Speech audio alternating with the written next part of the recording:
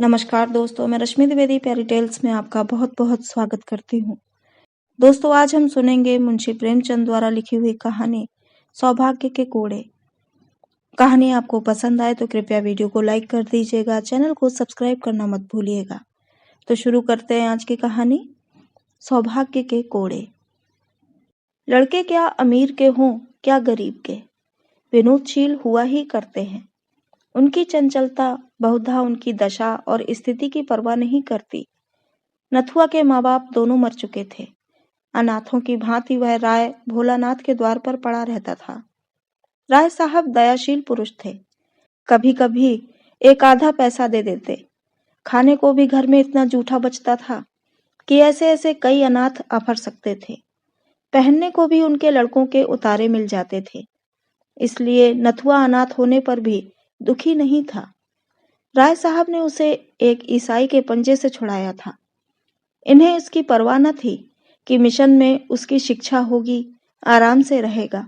उन्हें यह मंजूर था कि वह हिंदू रहे।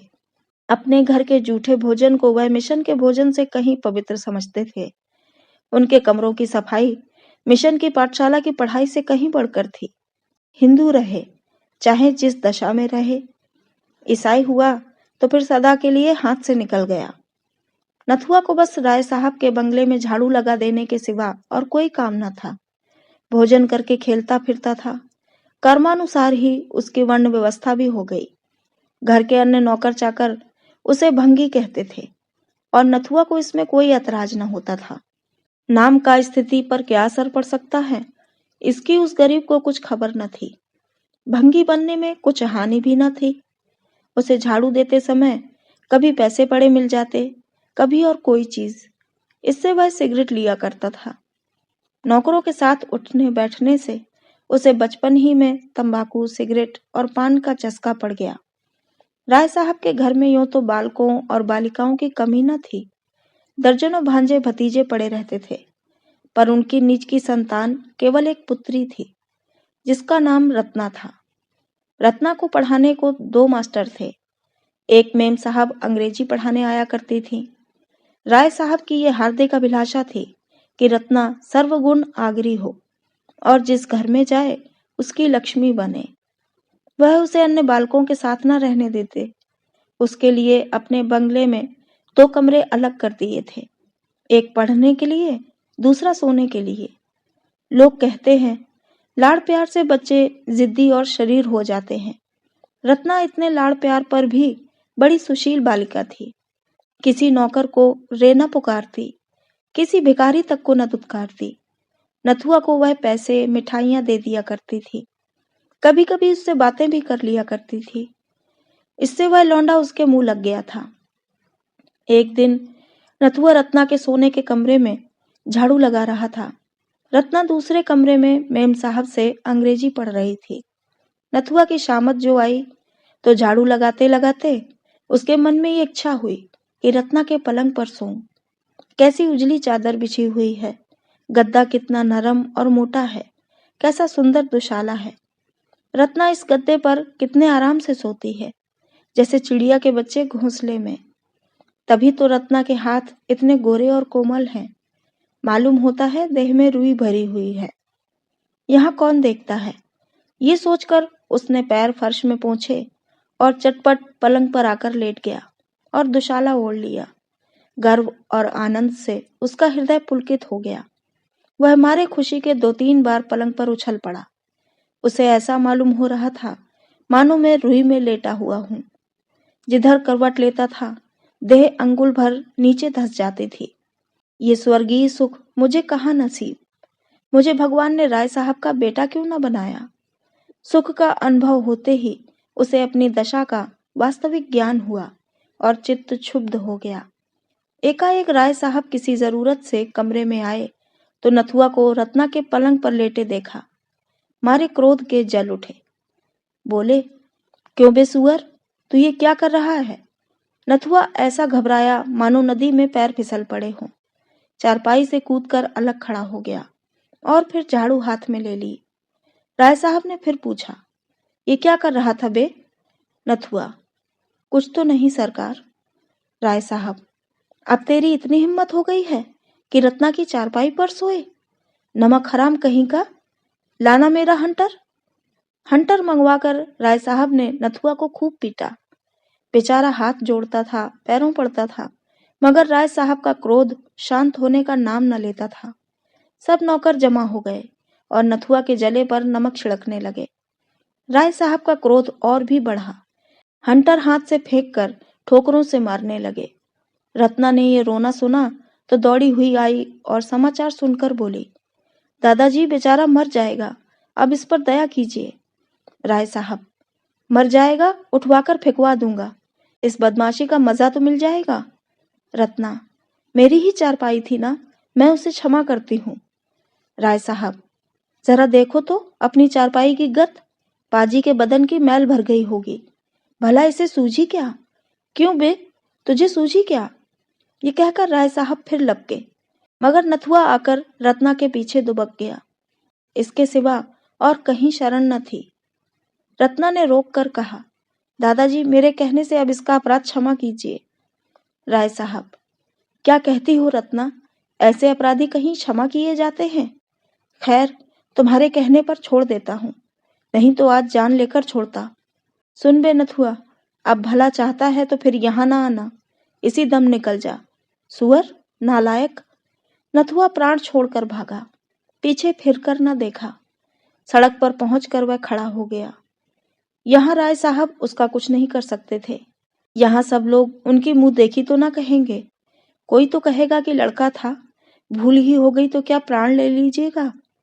यहाँ मारे तो देखूं, गाली देकर भागूंगा, फिर कौन मुझे पा सकता है। इस विचार से उसकी हिम्मत बंधी।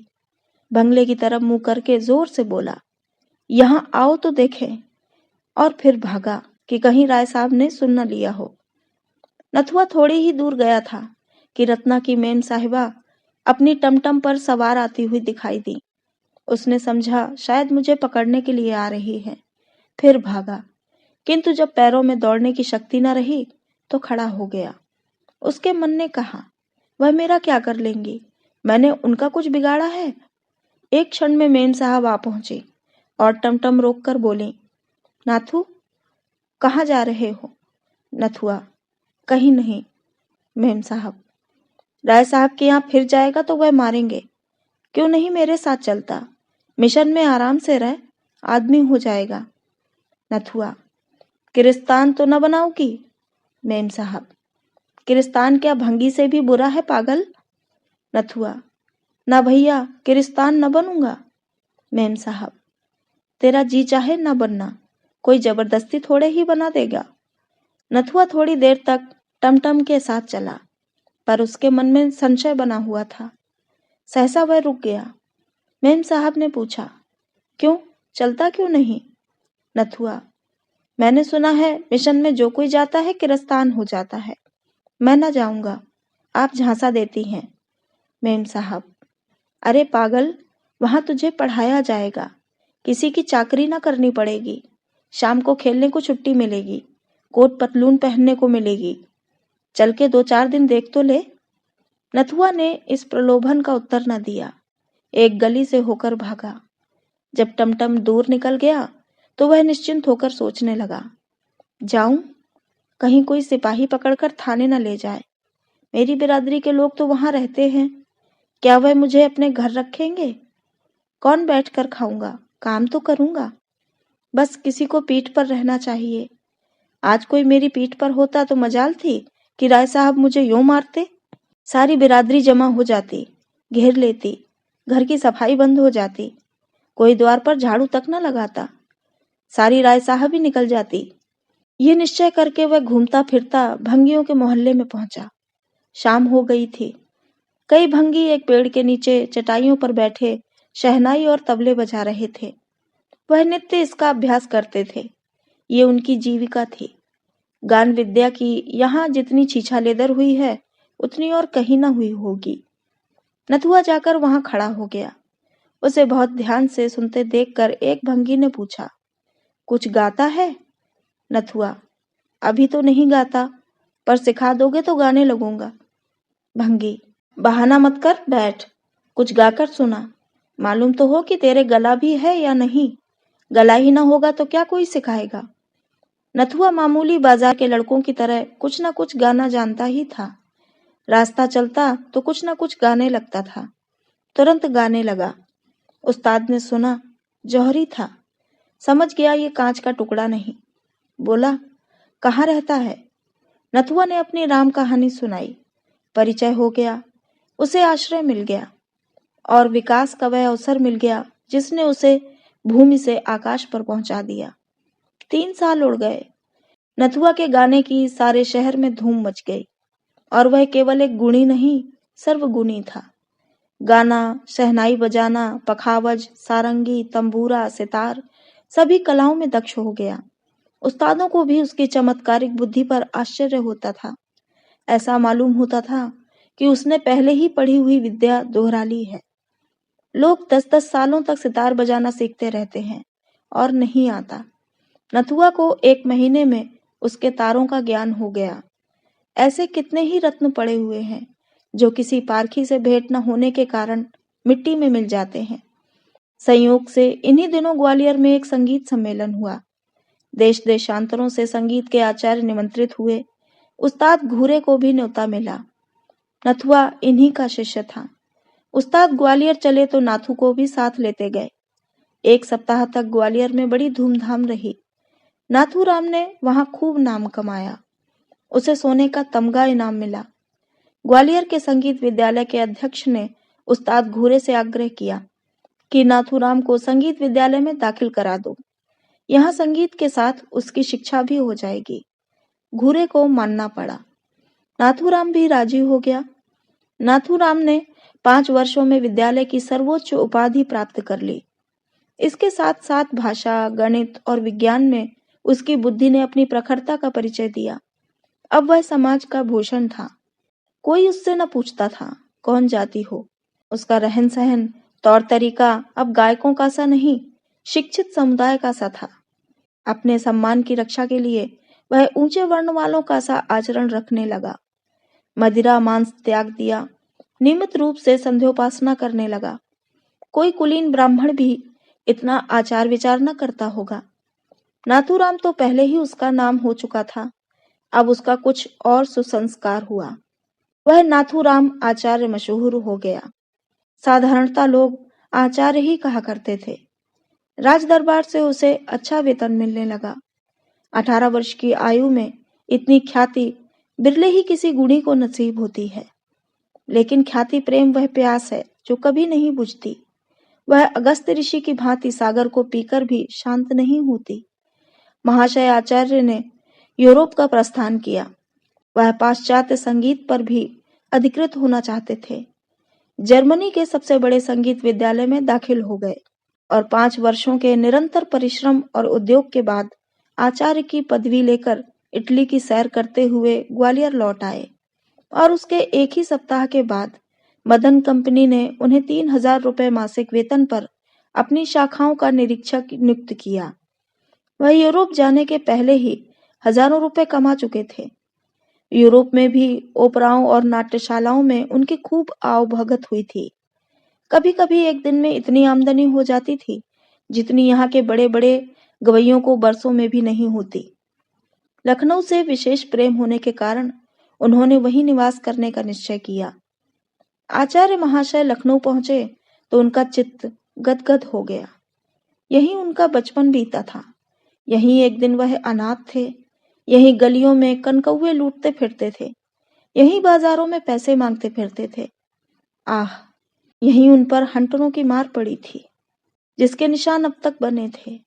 अब वह दाग उन्हें सौभाग्य की रेखाओं से भी प्रिय लगते। यथार्थ में ये कोड़े की मार उनके लिए शिव का वरदान थी। राय साहब के प्रति अब उनके दिल में क्रोध या प्रतिकार का लेश मात्र भी न था। उनकी बुराइयां भूल गई थीं, भलाइयां याद रह गई थीं और रत्ना तो उन्हें दया और वात्सल्य की मूर्ति सी याद आती। विपत्ति पुराने घावों को बढ़ाती है, संपत्ति उन्हें भर देती है। गाड़ी से उतरे तो छाती धड़क रही थी। 10 वर्ष का बालक 23 वर्ष का जवान, शिक्षित, भद्र युवक हो गया था। उसकी माँ भी उसे देखकर न कह सकती थी कि यही मेरा नथुआ है। लेकिन उनकी काया पलट की अपेक्षा नगर की काया पलट और भी विस्मयकारी थी। ये लखनऊ नहीं, कोई दूसरा ही नगर था। स्टेशन से बाहर निकलते ही देखा कि शहर के कितने ही छोटे बड़े आदमी उनका स्वागत करने को खड़े हैं। उनमें एक युवती रमणी थी जो रत्ना से बहुत मिलती थी। लोगों ने उससे हाथ मिलाया और रत्ना ने उनके गले में फूलों का हार डाल दिया। ये विदेश में भारत का नाम रोशन करने का पुरस्कार था। आचार्य के पैर डगमगाने लगे। ऐसा जान पड़ता था अब नहीं खड़े रह सकते। ये वही रत्ना है। भोली भाली बालिका ने सौंदर्य, लज्जा, गर्व और विनय की देवी का रूप धारण कर लिया है। उनकी हिम्मत न पड़ी कि रत्ना की तरफ सीधी आंखों से देख सकें। लोगों से हाथ मिलाने के बाद वह उस बंगले में आए जो उनके लिए पहले ही से सजाया गया था। उसको देखकर वे चौंक पड़े। ये वही बंगला था जहां रत्ना के साथ वह खेलते थे। सामान भी वही था, तस्वीरें वही, कुर्सियां और मेजें वही, शीशे के आलात वही, यहाँ तक कि फर्श भी वही था। उसके अंदर कदम रखते हुए आचार्य महाशय के हृदय में कुछ वही भाव जागृत हो रहे थे जो किसी देवता के मंदिर में जाकर धर्मपरायण हिंदू के हृदय में होते हैं। वह रत्ना के शयनागार में पहुंचे तो उनके हृदय में ऐसी ऐंठन हुई कि आंसू बहने लगे। ये वही पलंग है, वही बिस्तर और वही फर्श। उन्होंने अधीर होकर पूछा, ये किसका बंगला है? कंपनी का मैनेजर साथ था। बोला, एक राय भोलानाथ है, उन्हीं का है। आचार्य, राय साहब कहाँ गए? मैनेजर, खुदा जाने कहाँ चले गए। ये बंगला कर्ज की इल्लत में नीलाम हो रहा था। मैंने देखा हमारे थिएटर से करीब है। अधिकारियों से खतो किताबत की और इसे कंपनी के नाम खरीद लिया। 40,000 में यह बंगला सामान समेत लिया गया। आचार्य, मुफ्त मिल गया? तुम्हें राय साहब की कुछ खबर नहीं? मैनेजर, सुना था कि कहीं तीर्थ करने गए थे, खुदा जाने लौटे या नहीं। आचार्य महाशय जब शाम को सावधान होकर बैठे तो एक आदमी से पूछा, क्यों जी, उस्ताद घूरे का भी हाल जानते हो? उनका नाम बहुत सुना है। आदमी ने सकरुण भाव से कहा, खुदाबंद उनका हाल कुछ न पूछिए। शराब पीकर घर आ रहे थे, रास्ते में बेहोश होकर सड़क पर गिर पड़े। उधर से एक मोटर लारी आ रही थी। ड्राइवर ने देखा नहीं, लारी उनके ऊपर से निकल गई।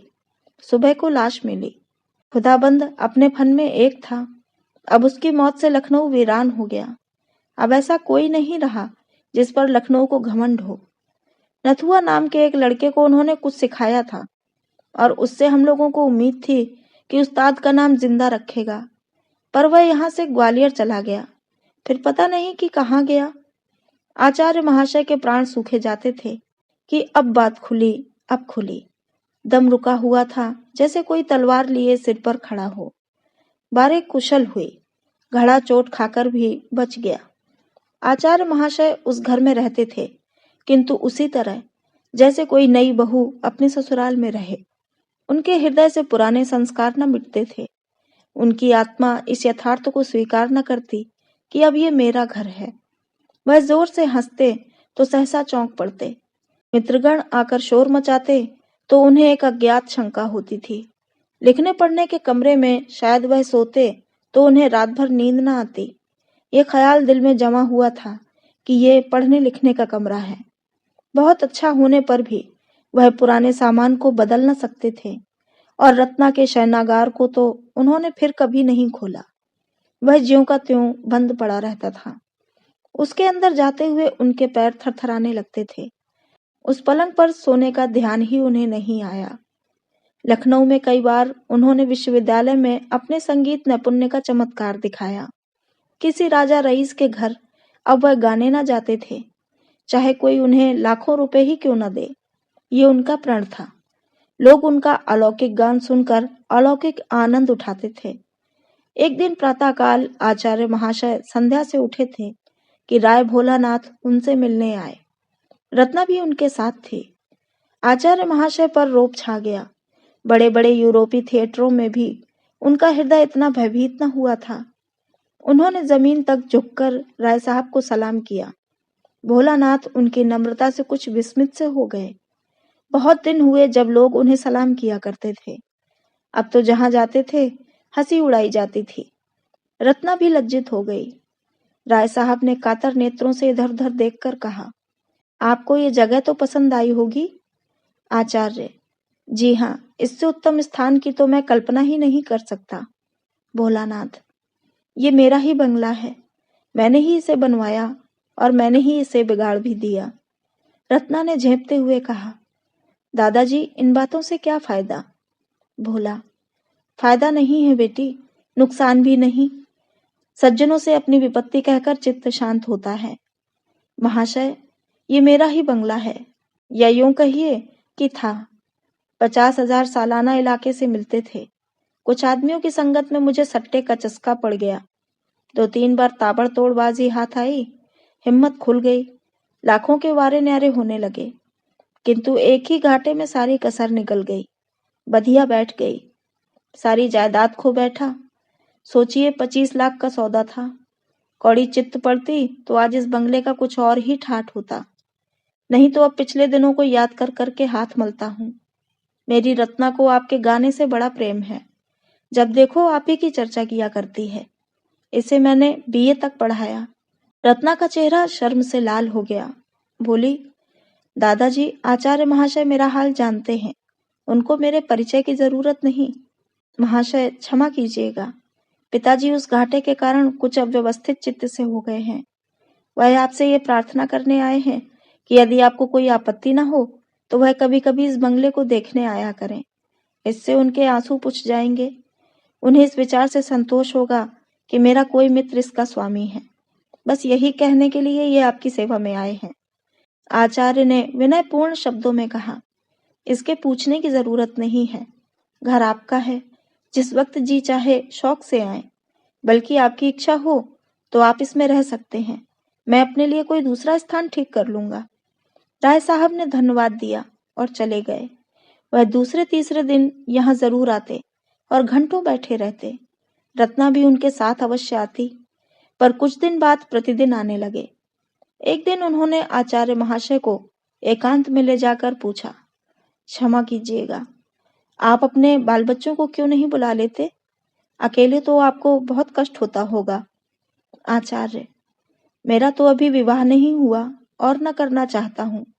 ये कहते ही आचार्य महाशय ने आंखें नीची कर ली। भोलानाथ, यह क्यों? विवाह से आपको क्यों द्वेष है? आचार्य, कोई विशेष कारण तो नहीं बता सकता, इच्छा ही तो है। भोला, आप ब्राह्मण हैं? आचार्य जी का रंग उड़ गया। सशंक होकर बोले, यूरोप की यात्रा के बाद वर्ण भेद नहीं रहता। जन्म से चाहे जो कुछ हूं, कर्म से तो शूद्र ही हूं। भोलानाथ, आपकी नम्रता को धन्य है। संसार में ऐसे सज्जन लोग भी पड़े हुए हैं। मैं भी कर्मों ही से वर्ण मानता हूँ। नम्रता, शील, विनय, आचार, धर्मनिष्ठा, विद्या, प्रेम, ये सब ब्राह्मणों के गुण हैं और मैं आपको ब्राह्मण ही समझता हूँ। जिसमें ये गुण नहीं वह ब्राह्मण नहीं, कदापि नहीं। रत्ना को आपसे बड़ा प्रेम है। आज तक कोई पुरुष उसकी आंखों में नहीं जचा, किंतु आपने उसे वशीभूत कर लिया। इस धृष्टता को क्षमा कीजिएगा। आपके माता पिता। आचार्य, मेरे माता पिता तो आप ही हैं। जन्म किसने दिया यह मैं स्वयं नहीं जानता। मैं बहुत छोटा था, तभी उनका स्वर्गवास हो गया। राय साहब, आह, वह आज जीवित होते तो आपको देखकर उनकी गज भर की छाती होती। ऐसे सपूत बेटे कहाँ होते हैं? इतने में रत्ना एक कागज लिए हुए आई और राय साहब से बोली, दादाजी, आचार्य महाशय काव्य रचना भी करते हैं। मैं इनकी मेज पर से ये उठा लाई हूँ। सरोजनी नायडू के सिवा ऐसी कविता मैंने और कहीं नहीं देखी। आचार्य ने छिपी हुई निगाहों से एक बार रत्ना को देखा और झेंपते हुए बोले, यूं ही कुछ लिख लिया था, मैं काव्य रचना क्या जानूं। प्रेम से दोनों विह्वल हो रहे थे। रत्ना गुणों पर मोहित थी, आचार्य उसके मुंह के वशीभूत थे। अगर रत्ना उनके रास्ते में न आती तो कदाचित वह उससे परिचित भी न होते, किंतु प्रेम की फैली हुई बाहों का आकर्षण किस पर न होगा। ऐसा हृदय कहाँ है जिसे प्रेम जीत न सके। आचार्य महाशय बड़ी दुविधा में पड़े हुए थे। उनका दिल कहता था, जिस क्षण रत्ना पर मेरी असलियत खुल जाएगी उसी क्षण वह मुझसे सदैव के लिए मुंह फेर लेगी। वह कितनी ही उदार हो, जाति के बंधन को कितना ही कष्टमय समझती हो, किंतु उस घृणा से मुक्त नहीं हो सकती जो स्वभावतः मेरे प्रति उत्पन्न होगी। मगर इस बात को जानते हुए भी उनकी हिम्मत न पड़ती थी कि अपना वास्तविक स्वरूप खोल कर दिखा दें। आह, यदि घृणा ही तक होती तो कोई बात न थी, मगर उसे दुख होगा, पीड़ा होगी, उसका हृदय विदीर्ण हो जाएगा। उस दशा में न जाने क्या कर बैठे। उसे इस अज्ञात दशा में रखते हुए प्रणय पाश को दृढ़ करना उन्हें परले सिरे की नीचता प्रतीत होती थी। ये कपट है, दगा है, धूर्तता है, जो प्रेमाचरण में सर्वथा निषिद्ध है। इस संकट में पड़े हुए वह कुछ निश्चय न कर सकते थे कि क्या करना चाहिए। उधर राय साहब की आमोदरफ्त दिनों दिन बढ़ती जाती थी। उनके मन की बात एक एक शब्द से झलकती थी। रत्ना का आना जाना बंद होता जाता था, जो उनके आशय को और भी प्रकट करता था। इस प्रकार 3-4 महीने व्यतीत हो गए।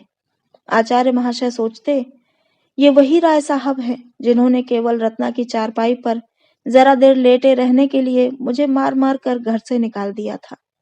जब उन्हें मालूम होगा कि मैं वही अनाथ, अछूत, आश्रयहीन बालक हूँ, तो उन्हें कितनी आत्मवेदना, कितनी अपमान पीड़ा, कितनी लज्जा, कितनी दुराशा, कितना पश्चाताप होगा। एक दिन राय साहब ने कहा, विवाह की तिथि निश्चित कर लेनी चाहिए।